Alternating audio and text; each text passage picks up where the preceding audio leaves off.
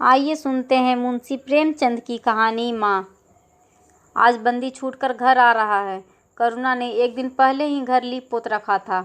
इन 3 वर्षों में उसने कठिन तपस्या करके जो 10-5 रुपये जमा कर रखे थे, वह सब पति के सत्कार और स्वागत की तैयारियों में खर्च कर दिए।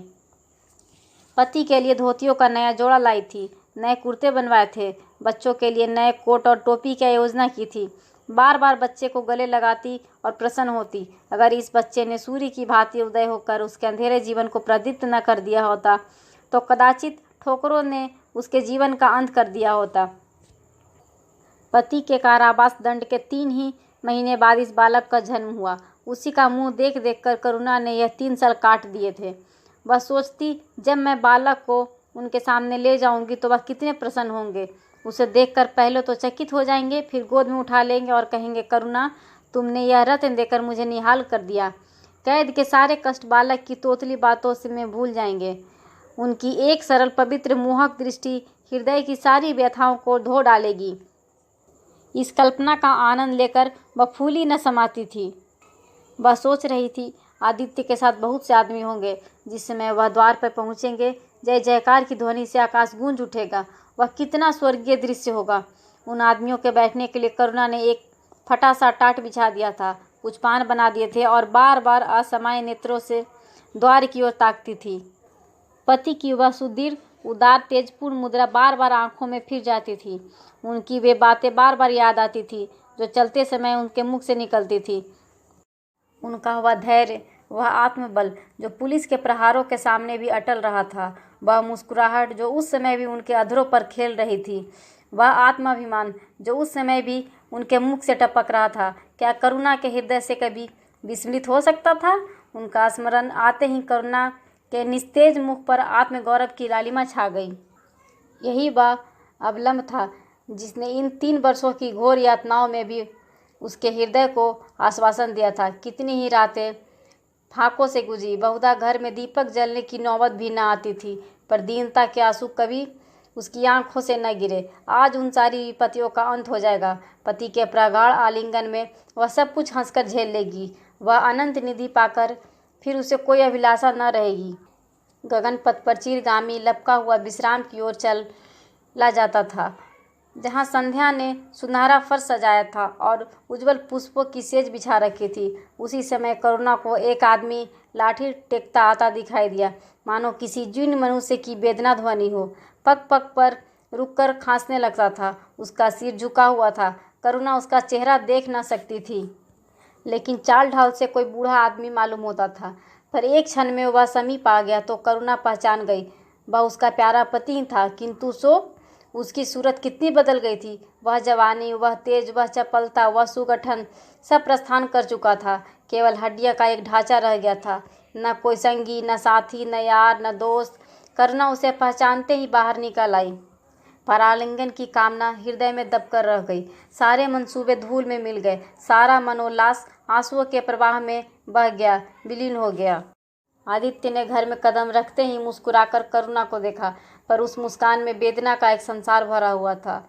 करुणा ऐसी शिथिल हो गई मानो हृदय का स्पंदन रुक गया हो। वह फटी हुई आंखों से स्वामी की ओर टकटकी बांधे खड़ी थी, मानो उसे अपनी आंखों पर अब भी विश्वास न आता हो। स्वागत या दुख का एक शब्द भी उसके मुंह से न निकला। बालक भी गोद में बैठा हुआ सहमी आंखों से इस कंकाल को देख रहा था और माता की गोद में चिपटा जाता था। आखिर उसने कातर स्वर में कहा, यह तुम्हारी क्या दशा है? बिल्कुल पहचाने नहीं जाते। आदित्य ने उसकी चिंता को शांत करने के लिए मुस्कुराने की चेष्टा करके कहा, कुछ नहीं, जरा दुबला हो गया हूँ। तुम्हारी हाथों का भोजन पाकर फिर स्वस्थ हो जाऊंगा। करुणा, छी, सूख कर कांटे हो गए हो। क्या वहाँ भरपेट भोजन नहीं मिलता? तुम कहते थे राजनीतिक आदमियों के साथ बड़ा अच्छा व्यवहार किया जाता है, और वह तुम्हारे साथी क्या हो गए जो तुम्हें आठों पहर घेरे रहते थे और तुम्हारे पसीने की जगह खून बहाने को तैयार रहते थे? आदित्य की त्योरियों पर बल पड़ गए। बोले, यह बड़ा ही कटु अनुभव है करुणा। मुझे न मालूम था कि मेरे कैद होते ही लोग मेरी ओर से यूं आंखें फेर लेंगे, कोई बात भी न पूछेगा। राष्ट्र के नाम पर मिटने वालों का यही पुरस्कार है, यह मुझे न मालूम था। जनता अपने सेवकों को बहुत जल्द भूल जाती है, यह तो मैं जानता, लेकिन अपने सहयोगी और सहायक इतने बेवफा होते हैं, इसका मुझे यह पहला ही अनुभव हुआ। लेकिन मुझे किसी से शिकायत नहीं। सेवा स्वयं अपना पुरस्कार है। मेरी भूल थी कि मैं इसके लिए यश और नाम चाहता था। करुणा, तो क्या वहाँ भोजन भी न मिलता था? आदित्य, यह ना पूछो करुणा, बड़ी करुण कथा है। बस यही गनीमत समझो कि जीता लौट आया। तुम्हारे दर्शन बदे थे, नहीं कष्ट तो ऐसे ऐसे उठाएं कि अब तक मुझे प्रस्थान कर जाना चाहिए था। मैं जरा लेटूंगा, खड़ा नहीं रहा जाता। दिन भर में इतनी दूर आया हूँ। करुणा बच्चे को गोद में उठाते हुए, चलकर कुछ खा लो तो आराम से लेटो। बाबूजी हैं बेटा, तुम्हारे बाबूजी, इनकी गोद में जाओ, तुम्हें प्यार करेंगे। आदित्य ने आंसू भरी आंखों से बालक को देखा और उनका एक एक रोम उनका तिरस्कार करने लगा। अपनी जीर्ण दशा पर उन्हें कभी इतना दुख न हुआ था। ईश्वर की असीम दया से यदि उनकी दशा संभल जाती तो फिर कभी राष्ट्र आंदोलन के समीप न जाते। इस फूल से बच्चों को यूं संसार में लाकर दरिद्रता की आग में झोंकने का उन्हें यह क्या अधिकार था? वह अब लक्ष्मी की उपासना करेंगे और अपना क्षुद्र जीवन बच्चों के लालन पालन के लिए अर्पित कर देंगे। उन्हें इस समय ऐसा ज्ञात हुआ कि बालक उन्हें अपेक्षा की दृष्टि से देख रहा है, मानो कह रहा है, मेरे साथ आपने कौन सा कर्तव्य पालन किया। उनकी सारी कामना, सारा प्यार बालक को हृदय से लगा देने के लिए धीर हो उठा, पर हाथ फैला न सके, हाथों में शक्ति ही न थी। करुणा बालक को लिए उठी और थाली में कुछ भोजन निकाल कर लाई। आदित्य ने क्षुधापूर्ण नेत्रों से थाली की ओर देखा, मानो आज बहुत दिनों बाद कोई खाने की चीज़ सामने आई है। जानता था कि कई दिनों के उपवास के बाद और आरोग्य की इस गई गुजरी दशा में उसे जुबान को काबू में रखना चाहिए, पर सब्र न कर सका। थाली पर टूट पड़ा और देखते ही देखते थाली साफ कर दी। करुणा सशंक हो गई। उसने दोबारा किसी चीज़ के लिए न पूछा, थाली उठाकर चली गई, पर उसका दिल कह रहा था, इतना तो कभी न खाते थे। करुणा बच्चे को कुछ खिला रही थी कि एक कानों में आवाज़ आई, करुणा। करुणा ने आकर पूछा, क्या तुमने मुझे पुकारा है? आदित्य का चेहरा पीला पड़ गया था और सांसें जोर जोर से चल रही थी। हाथों के सहारे वही टाट पर लेट गए थे। करुणा उनकी यह हालत देखकर घबरा गई, बोली, जाकर किसी वैद्य को बुला लाओ। आदित्य ने हाथ के इशारे से उसे मना करके कहा, व्यर्थ है करुणा, अब तुमसे छिपाना व्यर्थ है। मुझे तपेदिक हो गया है, कई बार मरते मरते बच गया हूँ। तुम लोगों के दर्शन बदे थे, इसलिए प्राण न निकलते थे। देखो प्रिय, रो मत। करुणा ने सिसकियों को दबाते हुए कहा, मैं वैद्य को लेकर अभी आती हूँ। आदित्य ने फिर सिर हिलाया, नहीं करुणा, केवल मेरे पास बैठी रहो। अब किसी से कोई आशा नहीं है, डॉक्टरों ने जवाब दे दिया है। मुझे तो यह आश्चर्य है कि यहाँ कैसे पहुँच गया। न जाने कौन दैवी शक्ति मुझे यहाँ से खींच लाई। कदाचित यह इस बुझते हुए दीपक की अंतिम झलक थी। आह, मैंने तुम्हारे साथ बड़ा अन्याय किया, इसका मुझे हमेशा दुख रहेगा। मैं तुम्हें कोई आराम न दे सका, तुम्हारे लिए कुछ न कर सका, केवल सुहाग का दाग लगाकर और एक बालक के लालन पालन का भार छोड़कर चला जा रहा हूँ। आह। करुणा ने हृदय को दृढ़ करके कहा, तुम्हें कहीं दर्द तो नहीं? आग बना लाऊं? तुम बताते क्यों नहीं? आदित्य ने करवट बदलकर कहा, कुछ करने की ज़रूरत नहीं प्रिय, कहीं दर्द नहीं, बस ऐसा मालूम हो रहा है कि दिल बैठा जाता है, जैसे पानी में डूबा जाता हूँ। जीवन की लीला समाप्त हो रही है, दीपक को बूझते हुए देख रहा हूँ। कह नहीं सकता कब आवाज़ बंद हो जाए। जो कुछ कहना है वह कह डालना चाहता हूँ। क्यों वह लालसा ले जाऊँ? मेरे एक प्रश्न का जवाब दोगी? पूछूं? करुणा के मन की सारी दुर्बलता, सारा शोक, सारी वेदना मानो लुप्त हो गई और उसकी जगह उस आत्मबल का उदय हुआ जो मृत्यु पर हंसता है और विपत्ति के सांपों से खेलता है। रत्न जटित मखमली म्यान में जैसे तेज तलवार छिपी रहती है, जल के कोमल प्रवाह में जैसे असीम शक्ति छिपी रहती है, वैसे ही रमणी का कोमल हृदय साहस और धैर्य को अपनी गोद में छिपाए रहता है।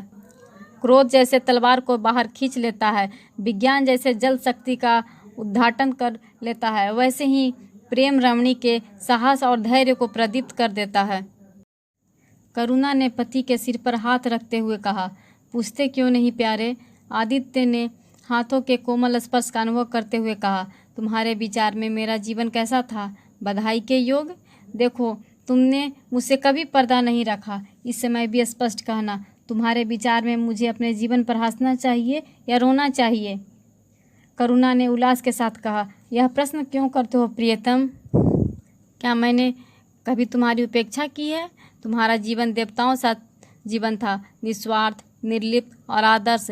विघ्न बाधाओं से तंग आकर मैंने तुम्हें कितनी बार संसार की ओर खींचने की चेष्टा की है, पर उस समय भी मैं मन से जानती थी कि मैं तुम्हें ऊंचे आसन से गिरा रही हूँ। अगर तुम मोह माया में फंसे होते तो कदाचित मेरे मन को अधिक संतोष होता, लेकिन मेरी आत्मा को वह गर्व और उल्लास न होता जो इस समय हो रहा है। मैं अगर किसी को बड़े से बड़ा आशीर्वाद दे सकती हूँ तो वह यही होगा कि उसका जीवन तुम्हारे जैसा हो।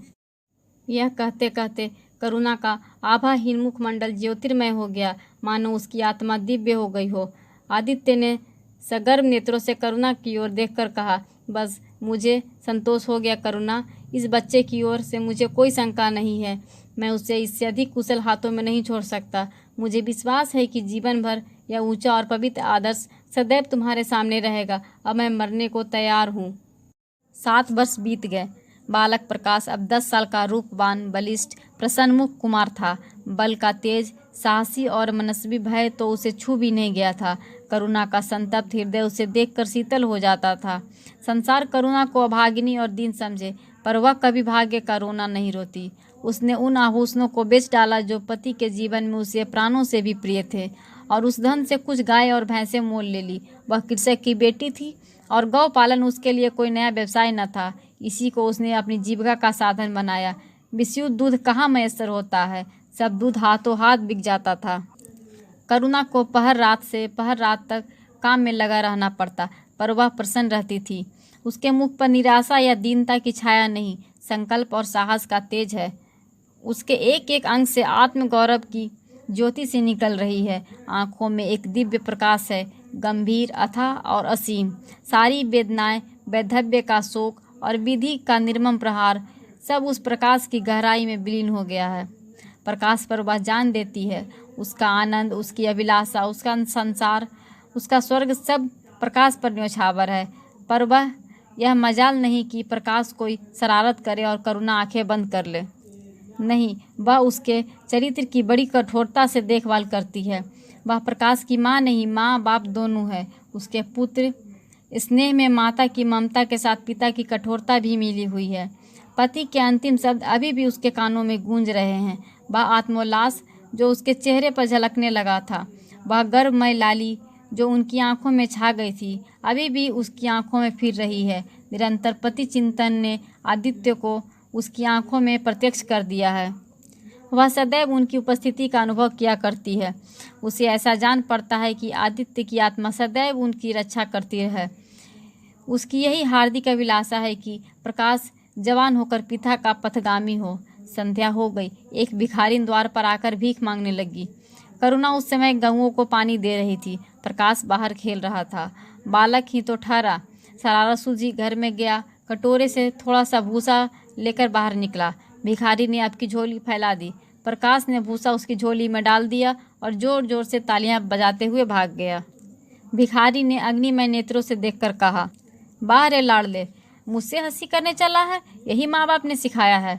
तब तो खूब कुल का नाम जमाओगे।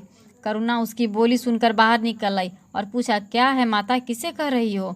भिखारी ने प्रकाश की तरफ इशारा करके कहा, वह तुम्हारा लड़का है ना, देखो कटोरे में भूसा भरकर मेरी झोली में डाल गया।